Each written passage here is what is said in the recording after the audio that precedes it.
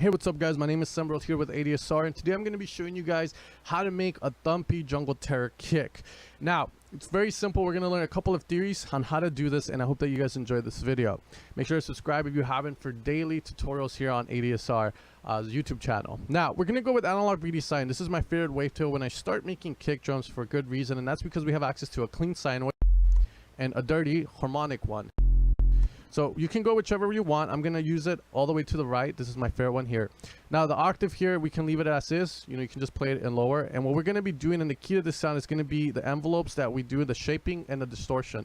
So in envelope 3, what we're going to be doing is lowering the sustain and very low decay time, because we're going to be using this as a pitch modulator for us. Now we put it on the CRS here because CRS is going to let us go from 0 to 100, let's say pitch, very fluently. We're not skipping over big trenches, while octaves is going to skip over 12 notes at a time. Semi is only going to be able to go to 12, and then fine is going to be very you know, very between, like let's say F to F sharp in all the pitch intervals. So with that being said, guys, here very simple. You're going to start to hear this thump, and the more higher decay you have, the more apparent it's going to be. So here you're going to control that thumpiness.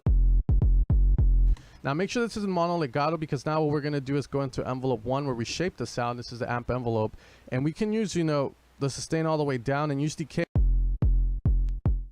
to control the kick. You know, and if you want this to be more of a thump kick where you click on it and it has a long release to it, aka it sticks around longer, then add some release as well. As you can see there. You can also use that because now since we have mono legato with always on, and yeah, it does sound like an 808, which is kind of funny there. Now from here, guys, we're going to go and we are going to actually go to envelope 3 and see if we can get it high to get that thump there. We can apply a filter if you choose to with higher drive and fat to get it louder. It's up to you. Now distortion wise, guys, here we can go with any style of distortion. Just be careful not to over harmonize it, because then it's going to sound like a hard style, you know, kick or a big room kick. As you can see there, we don't want that. So usually a soft clip or hard clip will do just fine. And with EQ, then now we can just EQ it any way we want. Usually 250 is going to be for the mud there on the kick. If you think you need it cut, you can apply more high end if you want the kick accentuated, the trans. You know, there we go. And you can also add a noise click here from the attack kick section. Make sure it's one shot mode as well.